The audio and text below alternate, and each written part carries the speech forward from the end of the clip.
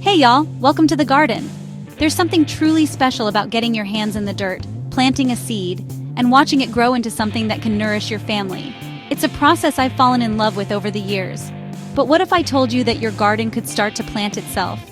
Imagine a garden that works with you, season after season, bringing back your favorite vegetables without you having to lift a finger to sow the seeds. This isn't just a dream, it's the beauty of self-seeding vegetables. And it's a practice that has brought so much joy and simplicity to my own gardening journey. The idea is wonderfully simple. It's about letting nature do what it does best. When you allow certain vegetable plants to complete their full life cycle, they produce flowers, which then turn into seeds. These seeds drop to the ground, nestle into the soil over winter, and then, when the time is right, they sprout all on their own. It's a gift from last year's garden to the new season. This process not only saves you so much time and effort in the spring, but it also saves money on buying new seeds or starts year after year. It feels like a true partnership with the land. What I love most, though, is how these plants become uniquely yours. With each generation that regrows, they adapt a little more to the specific conditions of your garden, your soil, your sunlight, your climate. They become hardier, more resilient, and perfectly suited to their home. It's like they're passing down a story from one season to the next. So today, I want to walk you through 32 of my favorite vegetables that will happily reseed themselves. It's time to create a garden that not only feeds you but also sustains itself. Let's get started. First up is arugula. If you love that peppery kick in your salads, you know how wonderful it is to have fresh arugula on hand.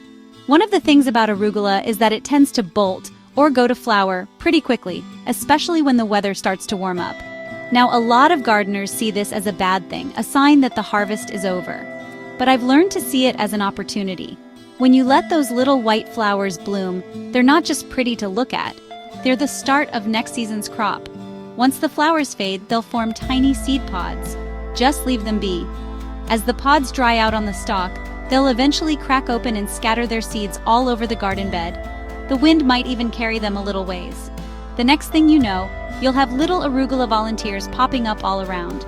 It's such a rewarding feeling to see them return without any effort on my part. It's nature's way of ensuring you'll have that fresh, spicy green for your table again. Next, let's talk about a real showstopper in the garden mountain spinach or orach. It comes in these beautiful shades of deep red, purple, and green, and it's a wonderful, heat-tolerant alternative to regular spinach. I love using its tender leaves in salads or lightly sautéing them. It grows tall and majestic, and just one or two plants can provide you with a steady harvest for weeks. But the real magic happens when you decide to let one of them go. If you just leave one single plant in the garden at the end of the season and allow it to go to seed, you will be rewarded tenfold. That one plant will produce thousands of seeds that will find their way around your garden. The next spring, you'll be delighted to find these beautiful, colorful seedlings popping up, sometimes in the most unexpected places. It feels like a little surprise from the garden. It's a plant that truly wants to grow and share its abundance. Kale is a staple in my garden. It's so hardy, and you can harvest from it for such a long time, often well into the cooler months. It's what we call a biennial, which means it has a 2-year life cycle. In its first year, you get all those wonderful, nutritious leaves for your smoothies and salads. We just come out and snip what we need, and the plant keeps on giving. It's a workhorse, and I'm so grateful for it. But if you have the patience to leave a few of your kale plants in the ground over the winter, you're in for a treat in their second year. Come spring, instead of just producing more leaves, the plant will send up a tall stalk covered in beautiful, bright yellow flowers. The bees absolutely love them.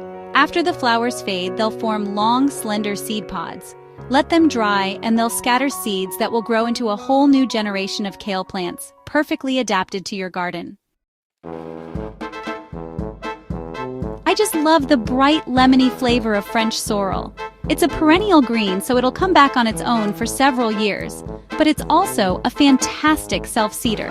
It adds such a unique, zesty tang to soups and sauces. It's one of those old-fashioned herbs that feels like it has a story to tell. We have a little patch of it that we've let just do its thing, and it's become a permanent, beautiful feature in the garden. Similar to kale, sorrel will send up a tall, reddish flower stalk in its second year, usually in the early summer. The flowers themselves are quite subtle, but they produce an abundance of tiny seeds. You can just let the stalk stand and allow the wind to do the work of planting for you. The seeds are so light they'll drift and settle nearby, ensuring a continuous supply of this wonderful green. It's a beautiful example of how a little patience can lead to effortless abundance. Collard greens are a classic, hearty green that holds a special place in my heart. They remind me of big family dinners and comforting food. They are incredibly resilient in the garden, standing strong through both summer heat and light frosts. We harvest the outer leaves throughout the season, and the plant just keeps producing from the center. It's a reliable and generous plant that's a cornerstone of any southern-inspired garden. When late spring or early summer rolls around, you'll see your collard plants begin to change. They'll send up flower stalks much like their cousin kale.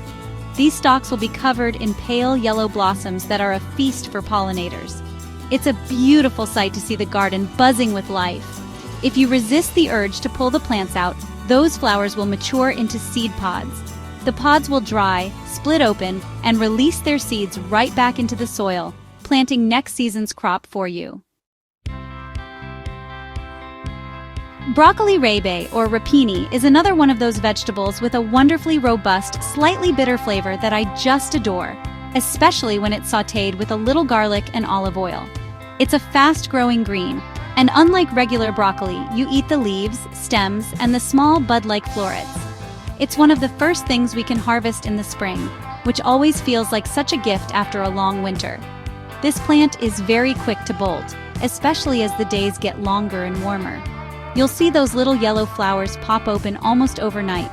While some might see this as the end, I see it as the beginning of the next cycle.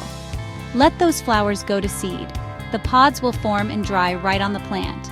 If you just leave them in the garden, the seeds will find their way into the soil, and you'll have a new crop of broccoli rabe sprouting up when the conditions are right again, often in the cooler weather of fall.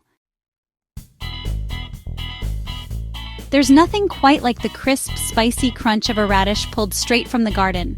They are honestly one of the fastest vegetables you can grow, going from seed to harvest in just a few weeks. It's so satisfying for the kids to plant them and see the results so quickly. We love slicing them thin for salads or just eating them whole with a little bit of butter and salt. They're a simple pleasure, really. But if you happen to miss a few, or just decide to leave a couple in the ground, you'll see them bolt as soon as the weather gets hot. They'll shoot up a surprisingly tall flower stalk with delicate pink or white flowers. It's easy to think you've failed, but you've actually succeeded in creating the next generation. Those flowers will quickly turn into edible, crunchy seed pods, which are a treat in themselves. And if you let those pods dry on the plant, they will drop their seeds, and you'll have a carpet of radishes germinating nearby in no time. Fresh lettuce from the garden is a game changer. The flavor and texture are just so much better than anything you can buy at the store. We grow several varieties, and I love going out to the garden to create a custom salad mix for dinner. It's one of those simple routines that connects me to our food and our land in a really meaningful way. Now, it can be tempting to pull out your lettuce plants as soon as they start to bolt and get bitter. But if you can spare just one plant in your row, let it keep growing. It will send up a tall stalk and burst into a cloud of small, dandelion-like flowers. It's actually quite pretty. After the flowers fade, they'll produce fluffy little seed heads. The wind will catch them and disperse the seeds for you. The following season, you'll be greeted by a delightful scattering of volunteer lettuce plants, ready to become your next salad. Turnips are such an underrated root vegetable. They have a wonderful, earthy sweet flavor, and you can eat both the root and the delicious nutrient-packed greens.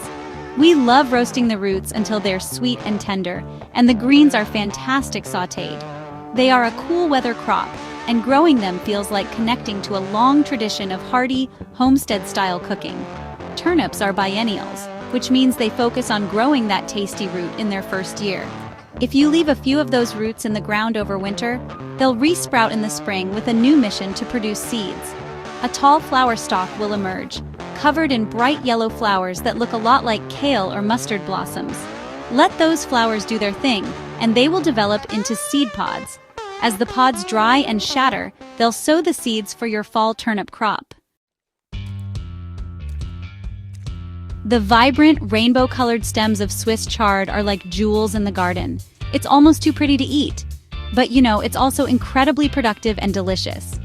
It's a green that handles the heat of summer better than many others, so we can count on it for a steady harvest when other greens have given up. We use it just like spinach, in everything from stir-fries to frittatas. Like its relatives, the beet and spinach, Swiss chard is a biennial. You'll enjoy a long harvest of its beautiful leaves in the first year. If you let the plants overwinter, they will send up a very tall branching seed stalk in their second year. The stalk can get up to 6 feet high. It will be covered in small greenish flowers that then turn into clusters of seeds. These seeds germinate very easily, so if you let them fall, you can expect to see a whole new crop of baby chard plants sprouting up around the base of the parent plant. Parsnips are a real treasure of the winter garden. The flavor gets so much sweeter after a good frost. There's nothing like digging them up from the cold earth and bringing them inside to roast for a warm, comforting meal. They require a bit of patience, as they have a long growing season, but the sweet, nutty flavor is so worth the wait. It's a harvest that feels deeply rewarding. Parsnips are another biennial. You harvest the sweet roots after the first year's growth, but if you leave a few in the ground, they will come back with a vengeance in the spring. They'll send up tall, hollow stalks that can reach 5 or 6 feet, topped with beautiful umbrella-shaped yellow flower heads called umbels. They look a lot like Queen Anne's lace. Once those flowers are pollinated, they'll produce flat, papery seeds. Just let the stalks stand and the seeds will fall, planting themselves for a harvest 2 years down the road. I just love the rich, earthy sweetness of beets, and the fact that you get 2 harvests from one plant, the deep red roots and the nutritious, delicious greens, makes them a real winner in my book. We roast them, pickle them, and even grate them raw into salads. The vibrant color they add to any dish is just so beautiful. Growing them connects me to the simple, wholesome food I love. Beets are biennials, meaning they grow their root in the first year and flower in the second. So, the key to getting them to self-seed is to sacrifice 1 or 2 of your precious beets and leave them in the garden over the winter. The next year, that beet will put all its energy into sending up a tall, branching stalk with small green flowers. It's not the prettiest flower, but it's doing important work. Once the seeds form and dry, they'll drop to the ground, ready to sprout into new beet plants. There's something so satisfying about growing a big, heavy head of cabbage. It really feels like a real accomplishment, From crisp, fresh coleslaw in the summer to hearty cabbage soup in the winter, it's just such a versatile vegetable. We love watching the heads form, getting tighter and bigger each day. It's a slow and steady process that honestly teaches patience and rewards you with abundance. Cabbage can be a bit tricky, though, because it prefers cool weather. If you get a sudden heat wave, or if you plant it a bit too late in the spring, it can bolt before forming a proper head. The plant will split open and send up a flower stalk with yellow blossoms. While this can be disappointing if you were hoping for a big head of cabbage, it's actually great news for self-seeding. Just let those flowers turn to seed, and the fallen seeds will give you a new crop of cabbage plants when the weather cools down again. Lamb's lettuce, also known as mache or corn salad, is a delicate, tender green with a wonderful nutty flavor. It's a cool weather green that we absolutely love in our early spring and late fall salads. It grows in these beautiful little rosettes close to the ground. It's so cold hardy that you can often harvest it right through the winter in milder climates. It's a true gift during the lean months. As the weather warms, each little rosette of lamb's lettuce will send up a delicate, branching, flowering stalk with tiny, pale blue or white flowers. It's a very dainty and pretty sight. You can continue to harvest the leaves around the base for a while, but eventually, you should let the plant focus on its seed production. The seeds are tiny and will scatter all over the ground as the plant dries. The next cool season, you'll have a lush carpet of these delicious greens. Pulling a bright orange carrot from the dark soil is one of the most magical moments in gardening. It really feels like digging for treasure. The sweet, crisp flavor of a homegrown carrot is just unbeatable. The kids love them, and it's always such a joy to see them munching on something so healthy that they helped grow. It's a simple thing, but it brings so much happiness. Carrots, like their relatives the parsnips, are biennials. We harvest the root in the first year. To get them to self-seed, you need to leave a few carrots in the ground over the winter. Make sure to mark where they are. In the spring, they will resprout and send up a tall, lacy stalk topped with a beautiful, flat-topped white flower cluster that looks just like Queen Anne's lace. The bees adore these flowers. Once the flower head dries, it will curl up into a little bird's nest shape, full of seeds that will drop and plant your next crop. Ah, zucchini, the plant that gives and then gives some more. Every gardener has a story about being overrun with zucchini, and I am definitely no exception. We grill it, bake it into bread, make zoodles, and honestly still have plenty to share with neighbors. It's just the symbol of summer abundance, and its vigorous growth is always a source of amazement and gratitude for me. You know, self-seeding zucchini can happen almost by accident. All it really takes is one of those giant zucchinis you missed, hiding under a big leaf. If you just leave that fruit on the vine to mature, and eventually let it rot over the winter, the seeds inside will be released into the soil. Come late spring, you might be surprised, like I have been, by a cluster of volunteer zucchini plants. But a little word of caution here. If you grow other types of squash nearby, they can cross-pollinate, so your volunteer zucchini might turn out to be a fun and mysterious hybrid. Growing your own celery is just so rewarding. The flavor is so much more intense and aromatic than what you find in the store, really. And homegrown celery has this wonderful, crisp texture. It does require rich soil and plenty of water, but honestly, the effort is well worth it. I absolutely love using the leaves in soups and stocks for an extra layer of flavor. Nothing goes to waste. Celery is a biennial, so it focuses on producing those crunchy stalks in its first year. If you leave the plant in the ground through the winter, it will look completely different in its second spring.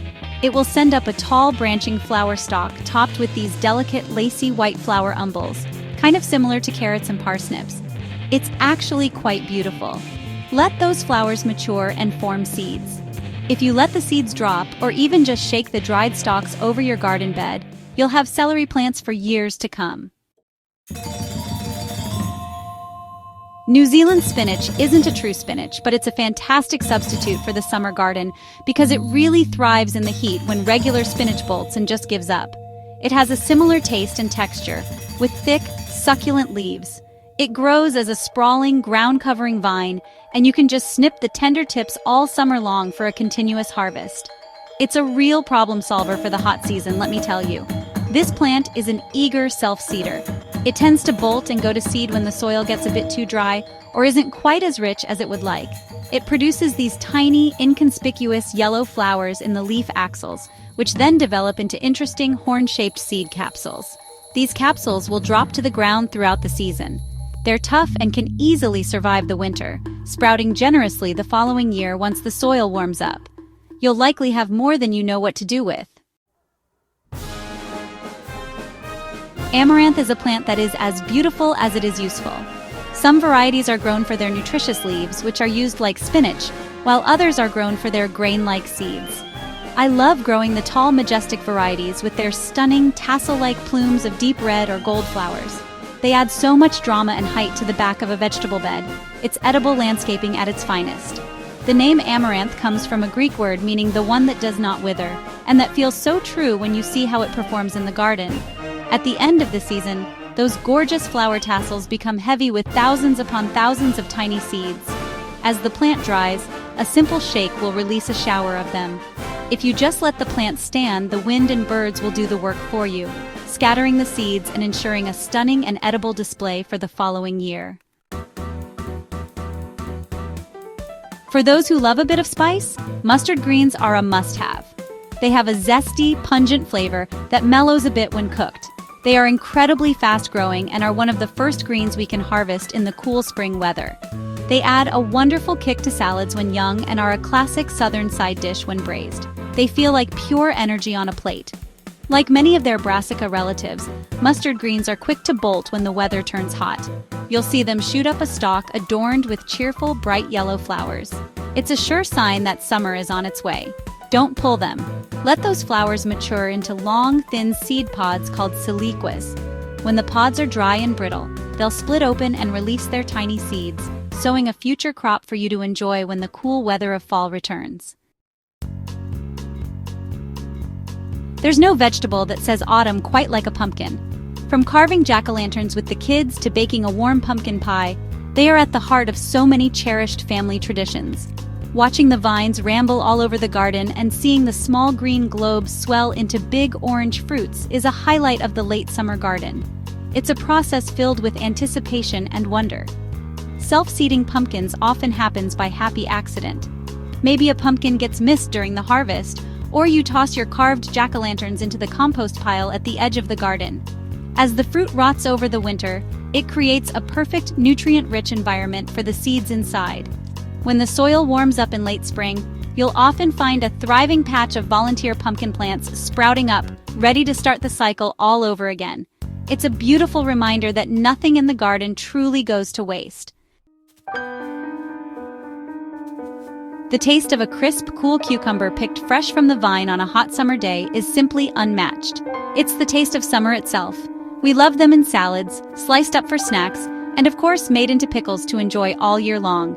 Watching the bees buzz around the yellow blossoms and seeing the tiny cucumbers form and grow is one of the simple joys of a summer garden.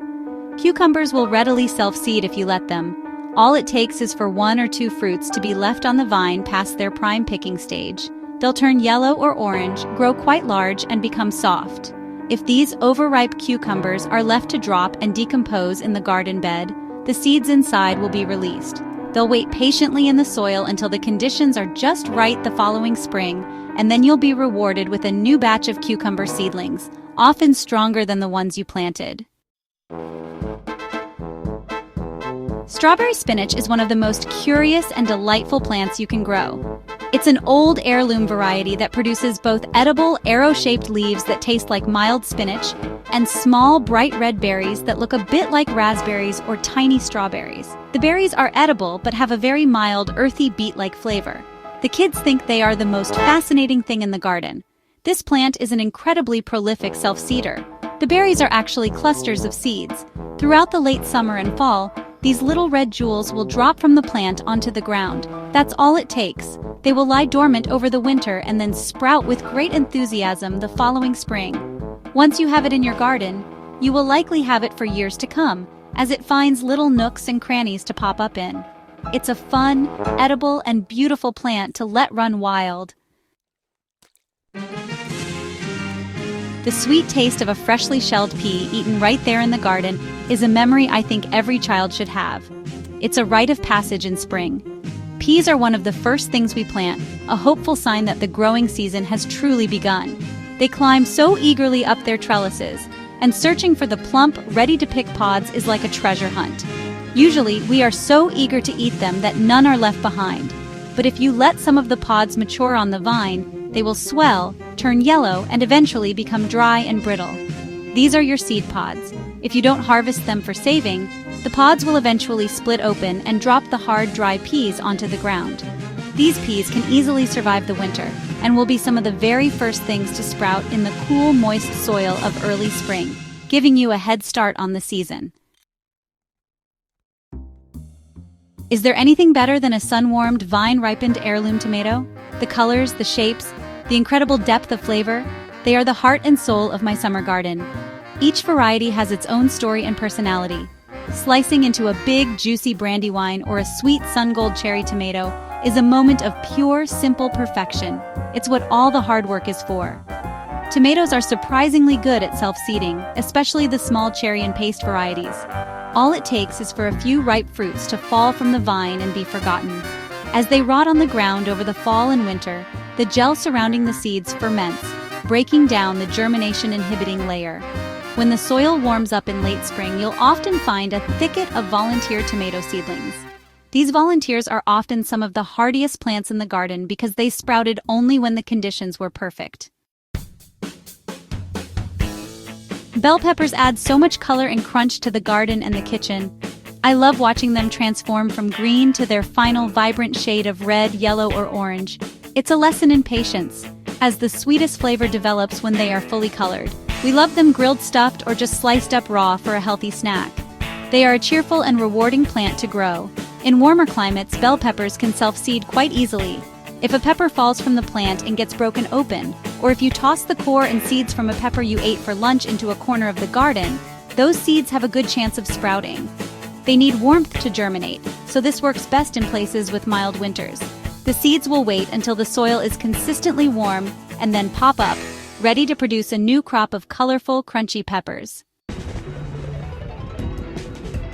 I love a little bit of heat in my cooking, and growing our own chili peppers allows us to explore a whole world of different spice levels and flavors.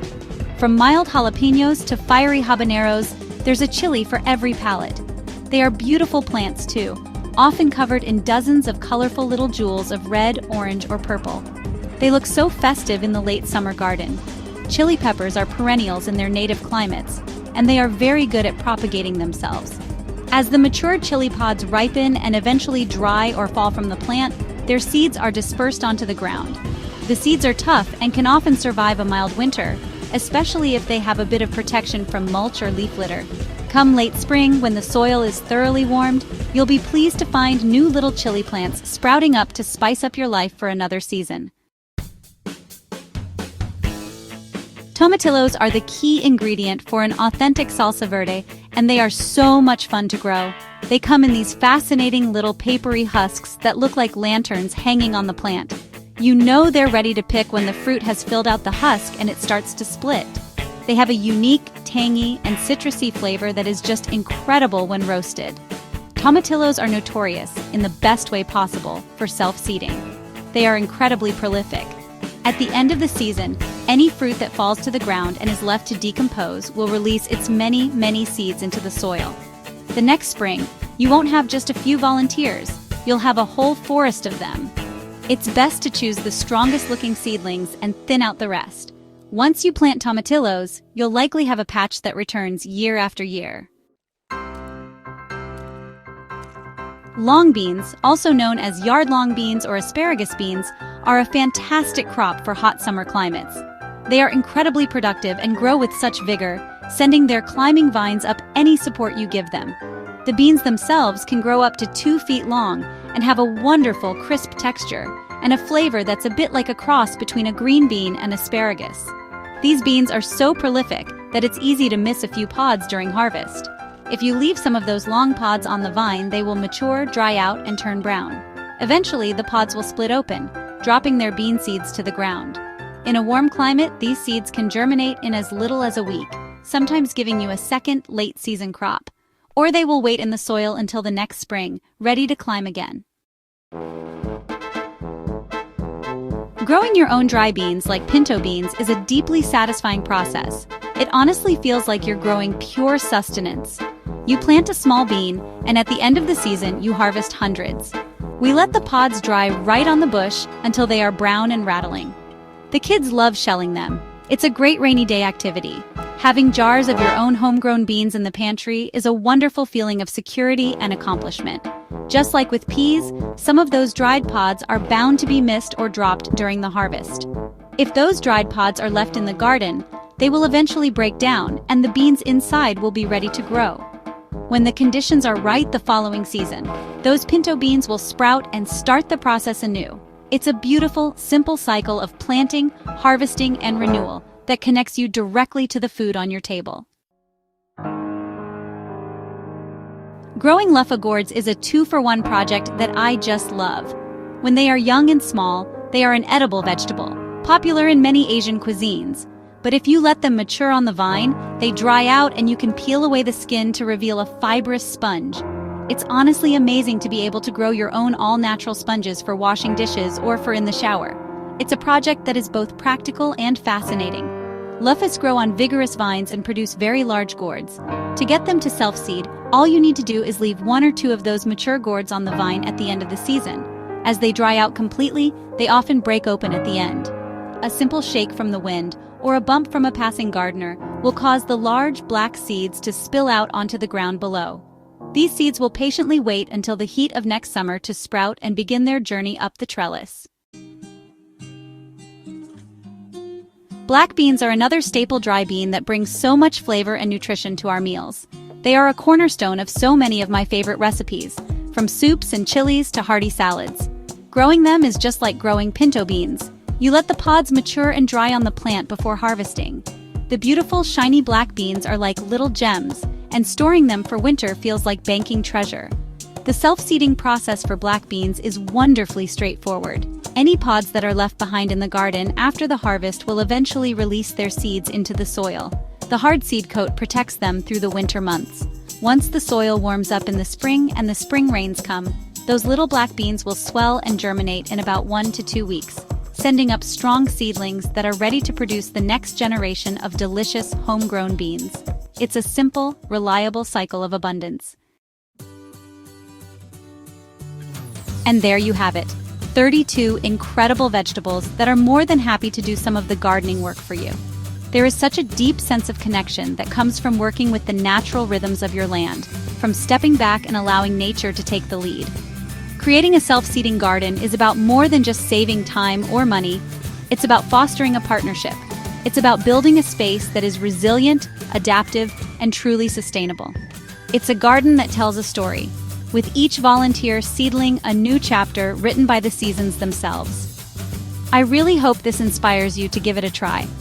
The next time you see one of your plants start to bolt or go to flower, maybe you'll see it not as an end, but as a beautiful beginning. The key is to have the courage to let go of a little bit of control. Just leave a few plants behind for the garden. Let them complete their life's purpose. Let them set seed and share their gift with the future. You'll be rewarded with a garden that is more alive, more abundant, and more connected to the world around it. It's a simple change in perspective that can transform the way you garden and the way you see your role in it. You become less of a director and more of a collaborator, a steward of the life that wants to flourish in your care. So go ahead, let a few of those radishes flower, leave a tomato on the ground, and see what magic happens next spring. Thank you so much for joining me in the garden today. I can't wait to see what you grow.